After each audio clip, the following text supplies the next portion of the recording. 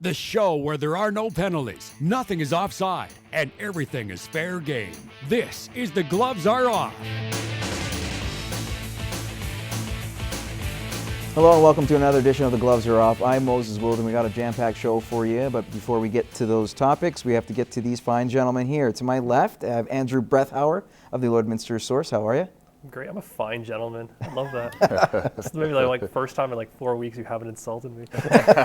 As the part of the intro, I got to rotate it, man. I got to inflate you and then bring you down. Gotta keep my mom happy. Yeah. Well, you know what? She's more than welcome to come on the show, too. Sometime. Oh, we'll have to let her know when she comes by. I know she's got a sports mind, too, as well, much like yourself. All right, well, of course, we'll get to you in a moment. We got a few things to talk about, but we have this guy to your left. That is Andrew. We have Sheray Thomas. You are the head coach for the Wrestlers men's basketball team here at Lakeland, and certainly some good things have happened to you this season. I know there's a lot of improvement on the way, but you got to be excited going forward. Definitely, we're excited going forward. Hopefully, everybody returns. Wasn't all good, some bad, so hopefully more good next season. All right, guys, we'll get to the topics now. And I know it's officially spring according to the calendar. However, if we looked outside, we all know it's still winter. However, the Toronto Blue Jays are going to be approaching April, which means baseball is back. The boys of summer are back. And there's a lot of high hopes for this Blue Jays roster. With that said, do you see this team repeating as the American League East champions? Maybe? Not depend. They have no pitching. They're right back to where they were. Well, they have Marcus Stroman.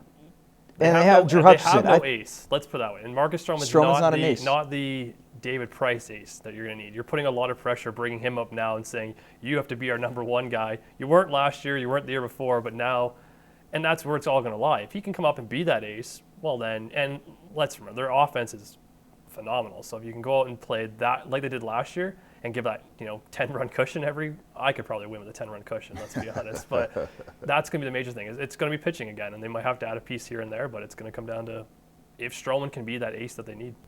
Yeah, batting-wise, I mean, they have the same players they did last year. They're high-powered, right? This would be interesting to see if they could repeat and do the same thing. And pitching-wise, it's all about pitching, in baseball, especially playoff time. If you have no pitchers, it's tough. And now you're talking about Price in Boston, which you're going to see Toronto, so that's going to be interesting as well. Then you have the Yankees, that's an older team, and you have the Orioles as well. So it's going to be interesting for sure. It doesn't seem, though, that it's as competitive. When you look at those rosters, you might see a great improvement for the Boston Red Sox in particular. You're looking at an aging team with the Yankees. You're not really knowing what you're going to get with the Orioles. It doesn't seem like it's a division that the Blue Jays should be worried. Am I wrong for saying that, or is this something am I right on? Because that's how I see it. What do you guys say?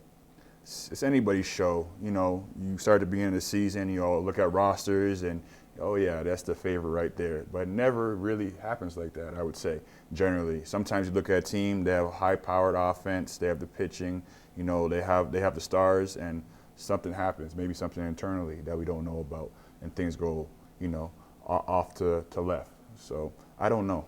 And the Jays have always had that kind of, in the last couple of years, have had that high-powered offense, the ability to put up runs. It's always been a question of pitching.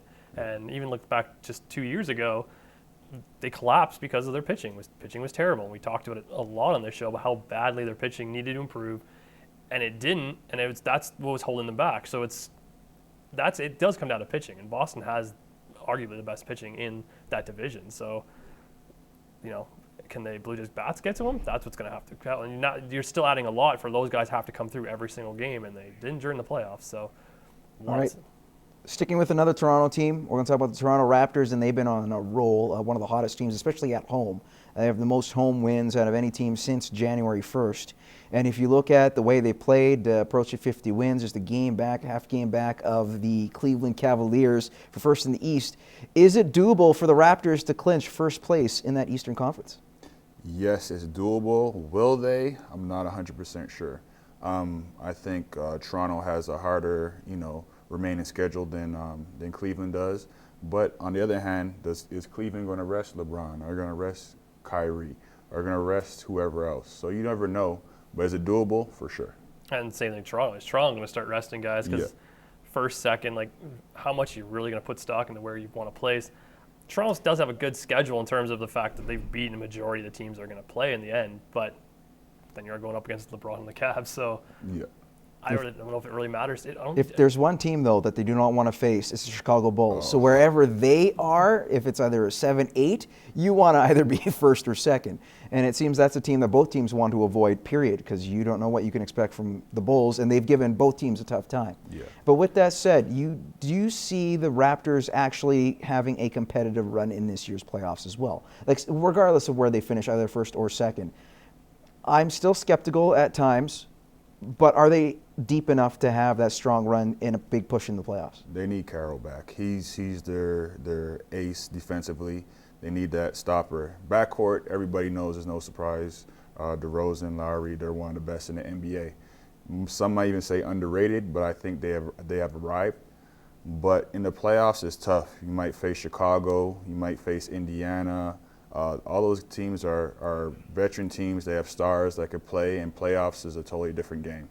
You got to wonder how much pressure they're also going through every year, going through this and having Canada basically rest on their shoulder and having to take the country through this whole thing and get to the second round. That's when things kind of start getting shaky. And yeah, you're playing better teams, but you'd think a second place team should get to that, at least the conference final. So I don't know. I think having all of Canada doing this, it's probably getting easier. The fact that it's been this We the North thing for 2-3 years now. So I still think it's going to be that second round matchup. That's where they're going to have to worry because that's what they have to get by.